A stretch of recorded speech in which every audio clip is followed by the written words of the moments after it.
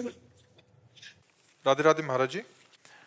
महाराज जी, मैं IT software में काम करती हूँ। मैंने बहुत मेहनत करके अपने कैरियर में बहुत कुछ हासिल किया है। हम जब जीवन में आगे बढ़ते हैं अपने प्रियजनों को पीछे छोड़ देते हैं। मेरे परिवार और बेटी है, क्योंकि एक महिला के रूप में परिवार और कैरियर के बीच में लड़ाई का सामना करना पड़ता है। महाराज जी कह रहे हैं कि कृपया मुझे सलाह दें कि हर कदम उठाने से पहले मैं क्या सोचूं। अगर सब कुछ भाग्य पर लिखा है तो कर्म का क्या महत्व है? अगर बहुत मेहनत नहीं, ऐसा किसने कहा है कि सब कुछ भाग्य पर लिखा हुआ है? सब कुछ भाग्य पे लिखा हुआ है ऐसा किसने कहा है? आपकी सोच है केवल, ऐसा नहीं लिखा है। भाग्य पर दो ही बातें लिखी हुई है, शुभ और अशुभ। और हम मनुष्य जन्म में नए कर्म करने का अधिकार रखते हैं, और नए कर्म ऐसे भी हम कर सकते हैं जो पुराने कर्मों को मिटा सकते हैं। बुरे कर्मों को जो हमने पीछे किया उनको मिटा सकते हैं। इसलिए पहले ये धारणा हटाओ। अब हम आपको बताया, जैसे नया कर्म आप कर रहे हैं और आपका पुराना कर्म मिटा नहीं है, वो आपको व्यवधान देना चाहता है तो व्यवधान दे देगा, वो आपके नए कर्म में आकर बाधा पहुंचा देगा।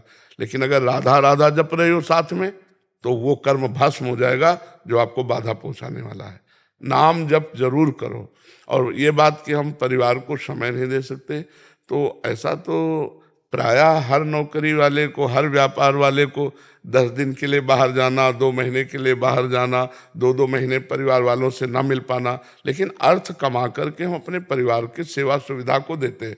पास रहना तो बराबर ना व्यापारी रह पाता है, ना कोई नौकरी पेशा वाला, उसको भी अपने व्यापार के लिए बाहर जाना होता है। तो हमें लगता है इस पर तो कोई शोक करना नहीं चाहिए। आर्मी वाले तो ऐसे हैं कि साल साल भर हो जाता है अपने घर नहीं जा पाते, और उनका तो ऐसा भी है कि जा पाएंगे कि नहीं जा पाएंगे, तो वो भी बहादुरी के द्वारा हमारे राष्ट्र सेवा में लगे हुए हैं। तो आप जिस कार्य में लगे हुए हो उससे जो अर्थोपार्जन होता है, तो आपके परिवार का पोषण उससे होता है।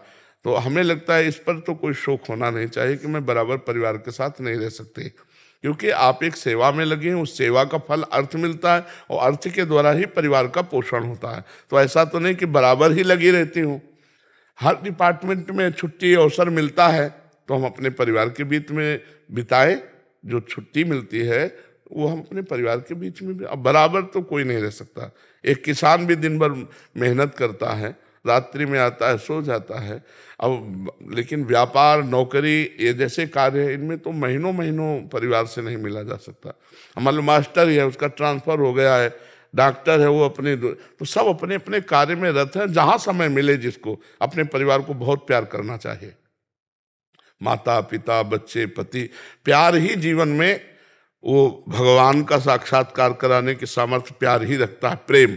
पर वो जब अपने स्वार्थ का रूप रख लेता है तब गलत हो जाता है। जहाँ स्वार्थ हुआ तो पति पत्नी में लड़ाई, पूरे परिवार में, ये नहीं। आज जो कलह बढ़ रहा है उसका मतलब प्यार की कमी है। आज प्यार को शोषण वृत्ति माना जाता है। शोषण वृत्ति प्यार नहीं होती। खूब अपना मेहनत करके कमाओ, यथा योग्य धर्मानुसार प्यार करो, सबको सेवा पहुंचाओ। तो महीने 2 महीने में भी पहुंचोगे तो पूरा परिवार आनंदित रहेगा, नहीं? और खूब मेहनत करो। ये मनुष्य जन्म कायरता पूर्वक व्यतीत करने के लिए नहीं, मेहनत पर हमारी प्रार्थना है। नाम जप जरूर कीजिए। करते हैं आप? कितना? 108। इतना 30 मिनट दीजिए हमको। 24 घंटे में 30 मिनट नाम जप कीजिए। करेंगी? 30 मिनट है आपके पास, है ना? हाँ, तो वो 30 मिनट हमारी आज्ञा को पालन कीजिए।